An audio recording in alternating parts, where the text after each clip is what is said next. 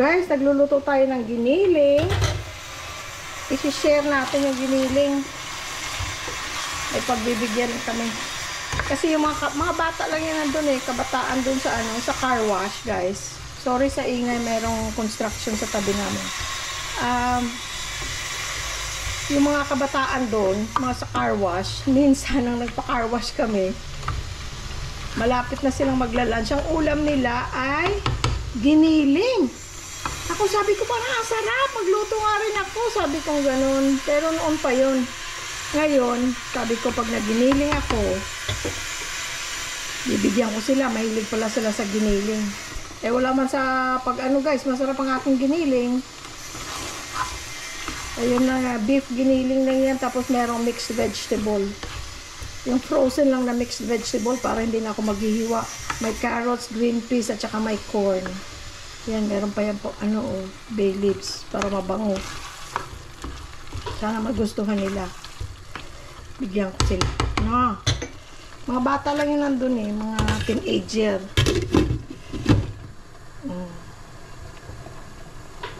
Baka makapag-share tayo, guys. Sasabihin nyo na naman, bakit sa hindi less fortunate ibigay?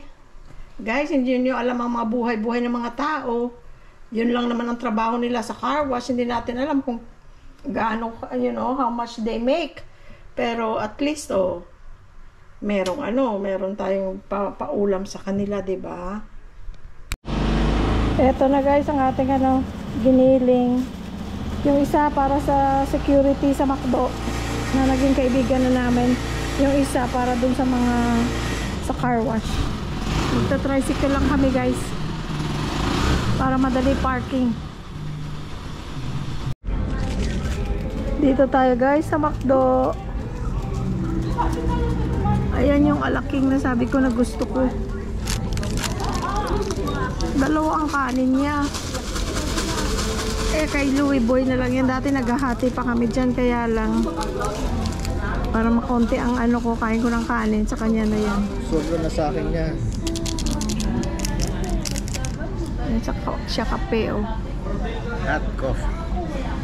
Kain tayo guys. Yung sa kanya chicken wings. Kain tayo. Hindi kami makapagkaintuhan kasi may music. Makaka-copyright tayo.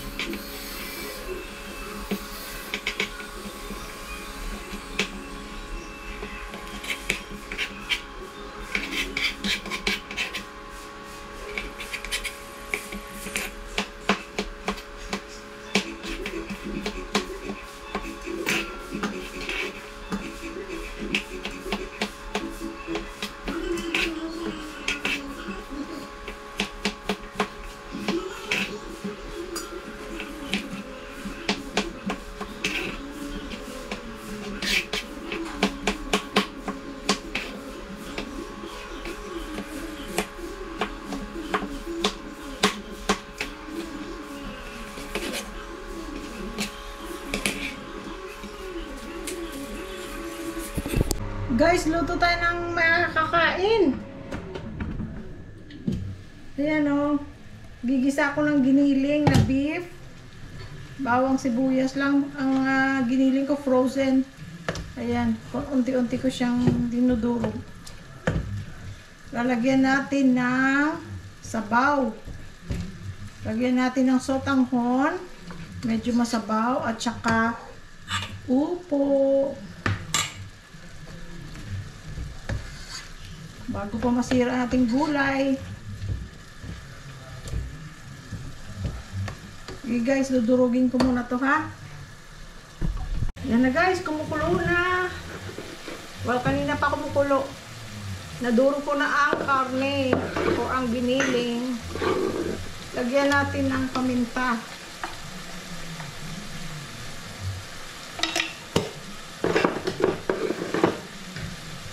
Lagyan ko na rin yan guys ng konting patis.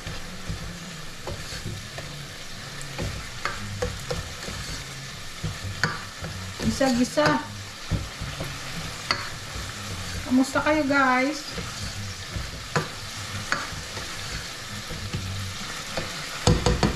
Lagyan natin ng tubig. Depende kung gaano karami gusto nyong sabaw.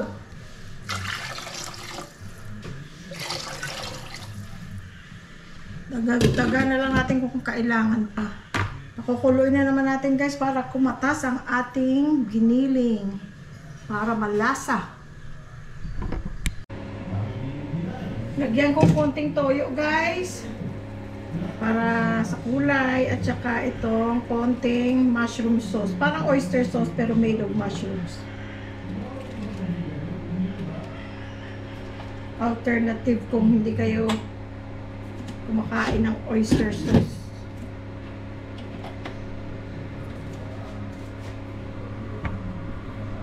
Ayan na guys.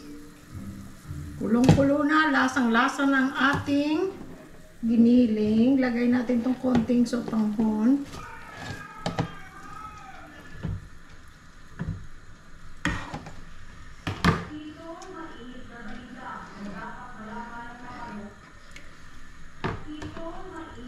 Kuluin lang natin ng minsan. Tapos ilalagay natin ang ating upo.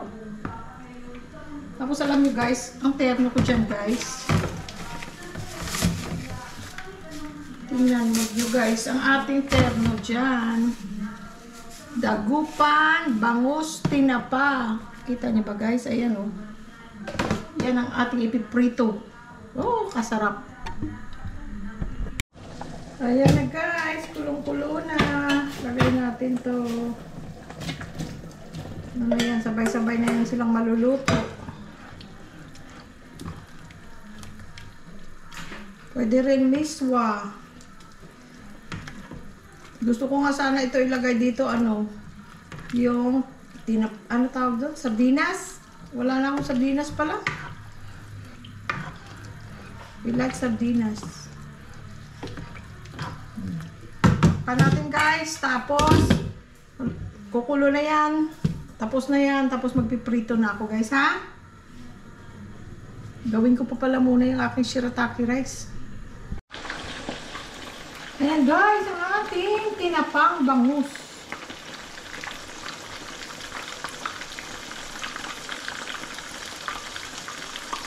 Sarap guys, no?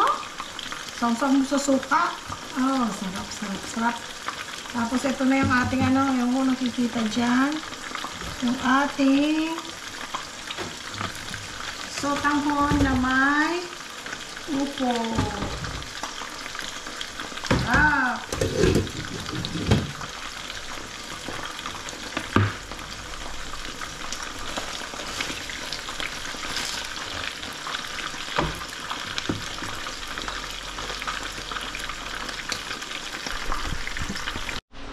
Ito pala guys, binili ko si Sky.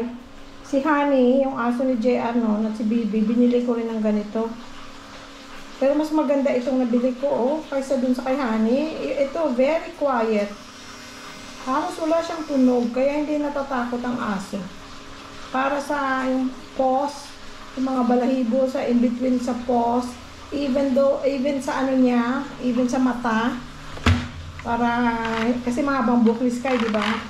Para hindi matusok yung buhok niya. Tapos rechargeable. Ayan. So, very good siya. Tinry ko na.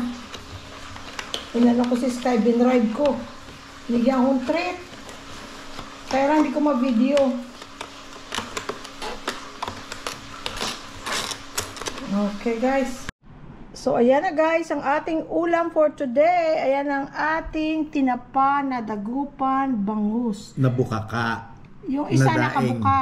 Nakadaing. Kasi gusto niya yung loob, lutong-luto. Ako, hindi ko yung binuka.